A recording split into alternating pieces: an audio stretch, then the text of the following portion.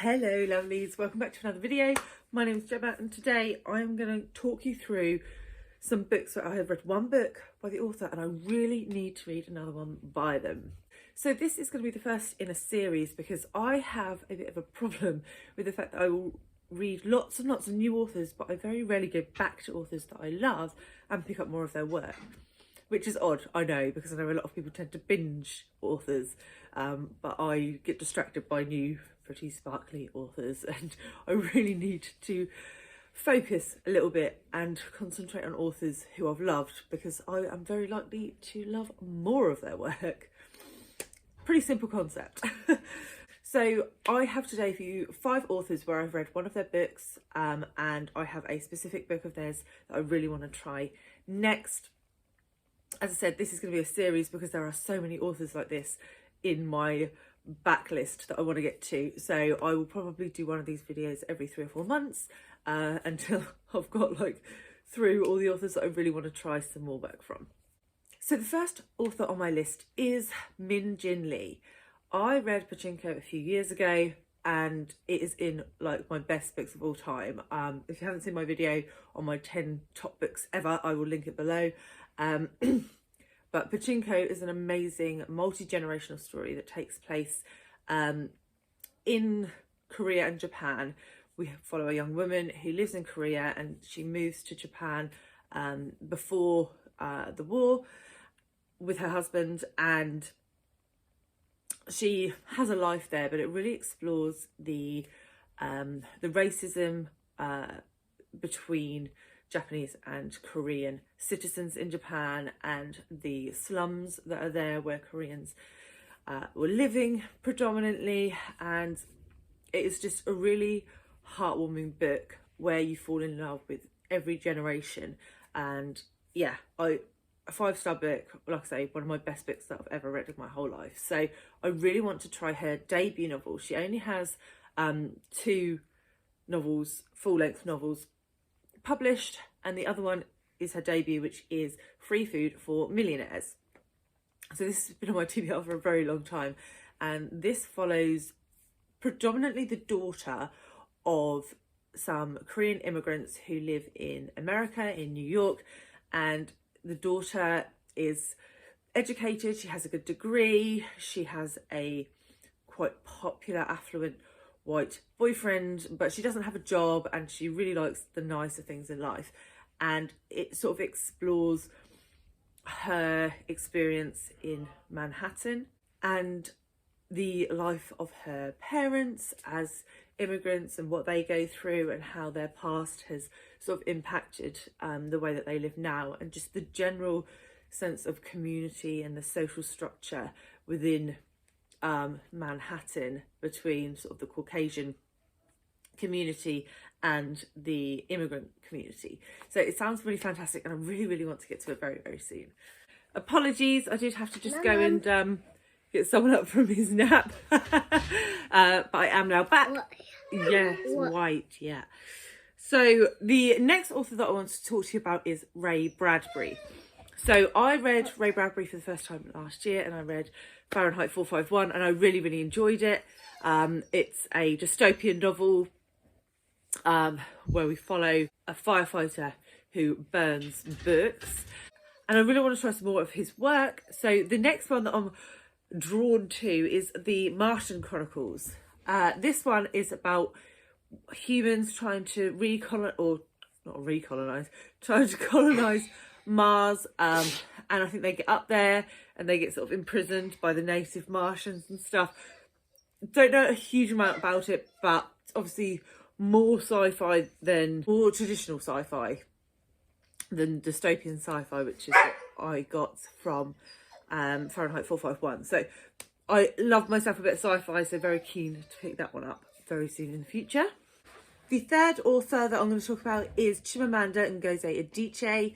So last year, another one that I read last year was Americanah, and this follows a couple sort of high school sweethearts, I suppose. So we've got a male perspective and a female perspective. The woman goes to America to study and ends up living there for quite some time, and then the male character stays in Nigeria. He does go off to the UK for a short time and returns, and it's just about their sort of interactions, the cultural differences that they experience in those countries, and the differences between that and Nigerian culture. And I really, really enjoyed it.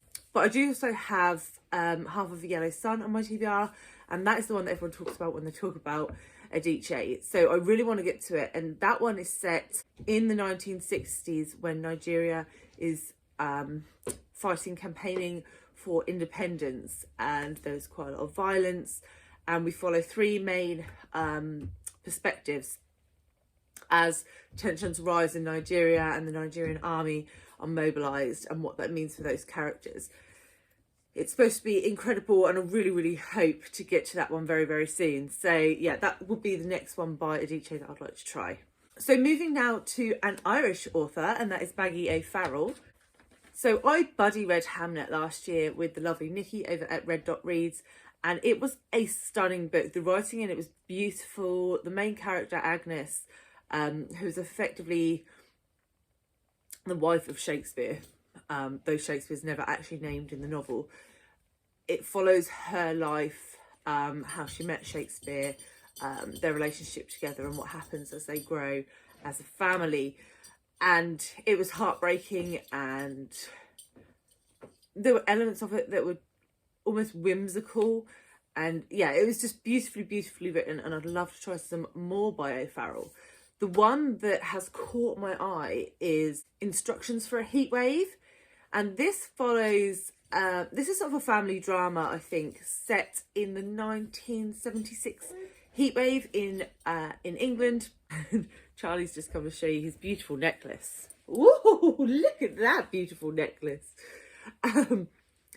And on this scorching day in July in the UK, our main protagonist's husband leaves to go and get a newspaper and never returns, clears the bank account out, and after 40 years of marriage just disappears. And it's about what's happened, what the secrets are in that family, and maybe what happens to him, I don't know.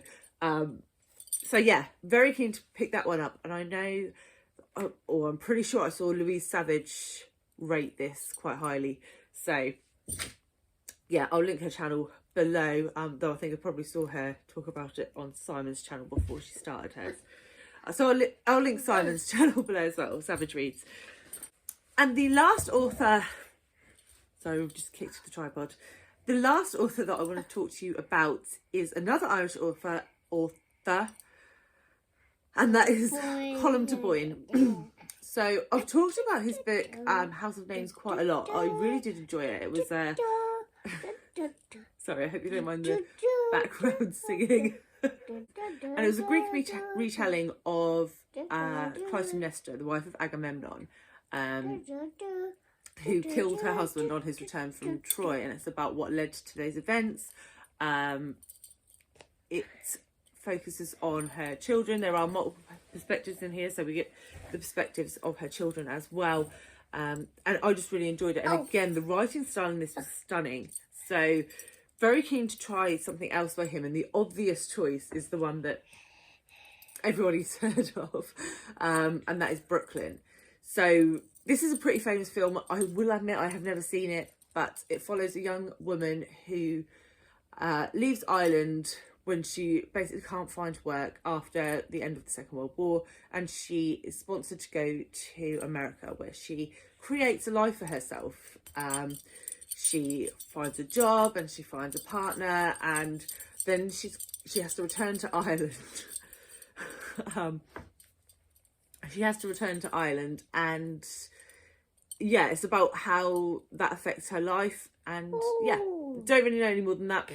You guys can probably tell me more if you've seen the film, but I don't really need to know more. I know that I like his writing style, and the premise of that story really intrigues me. So that would be the next one that I want to pick up from Colm Toibin. And that is all five authors. So yeah, let me know if you've read any by these authors, if you agree with the ones that I've sort of cherry picked as the next ones I want to try from them. And so that is it. Say bye-bye, Charlie.